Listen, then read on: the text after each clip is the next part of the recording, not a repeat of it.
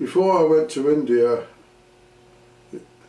in January of 2010, I felt quite strongly that before I came home I would have to do the Stations of the Cross at St Thomas's Mount in Chennai. Not something I was quite looking forward to.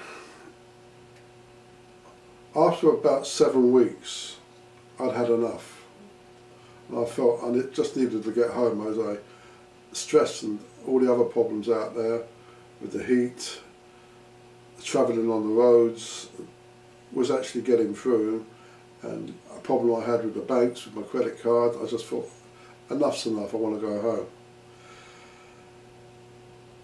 I also felt that there was still that need to do the Stations of the Cross. And I felt initially I would do it from the top going down. You know, the main reason of course being that St Thomas's Mount is 300 foot high. Depending which book you read, it either 130 or 160 steps going up at the Stations of the Cross on the path up. And I thought, right, if I do it from the top going down, it'd be easier for me because of my age, my weight, and it helped me handle the heat. And I was told by a brother who said to me to do it the way it should be done. So on the Tuesday I went to St Thomas's Mount, and I was looking in it, and I thought, right, I'll do the first 4 stations, then come back later on and do the next stations from the bottom.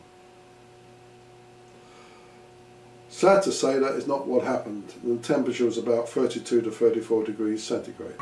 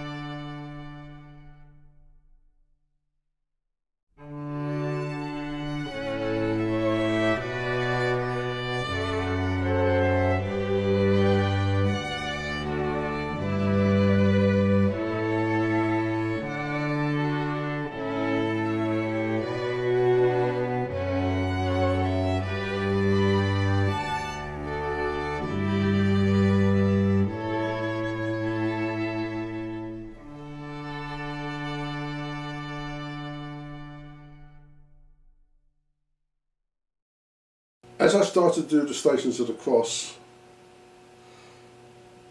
I did the 4. When I found I did the 5th and the 6th, it didn't look that far. And before I knew I was up at the top. Every time I looked back to see where I was and how far I'd come, my sense of vertigo kicked in, and I was very uneasy about the height I was got to. Anyway, I got to the top. I did the 2 stations which were up there, and I was completely shattered. And I had to go and have a sit down.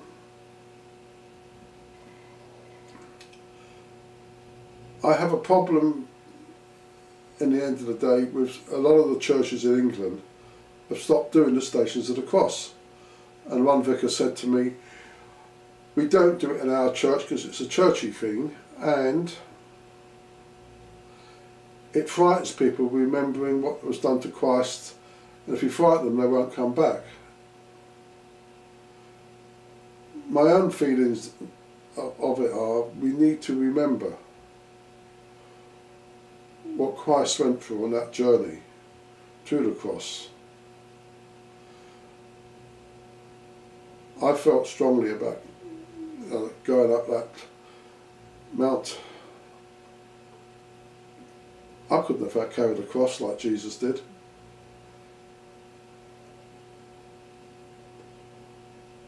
Since coming back, I've looked through the stuff and started to edit it properly. And I discovered one of the stations is missing. The station where Jesus died. Now, I did ask on a couple of occasions when I got to the top if there was any more. And they said, no, just these 2, which was Jesus being laid in the tomb and Jesus being anointed. And there was no sign of the missing one. Either it had been removed because it was upsetting people, or they was doing some work there and they'd removed it so they could do the work. As there was in fact a lot of work going on up there. I found as soon as I'd done the Stations of the Cross on that Tuesday, things went crash bang wallop. And on Saturday I was flying across the Arabian Sea home. Everything just clicked into place. And I was home just over a week earlier than I'd originally planned. And it turned out that's what I was supposed to have been doing in more ways than one. The stress in India was really knackering. This is the polite way to put it.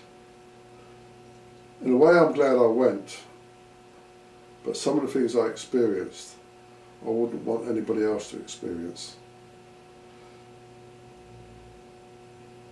Anyway, I would encourage anybody, if not to doing the Stations of the Cross, but to find one of them and look and ask yourself, would I do this for anybody? It's a thing we need to ask. Who would we carry our cross for in this day and age?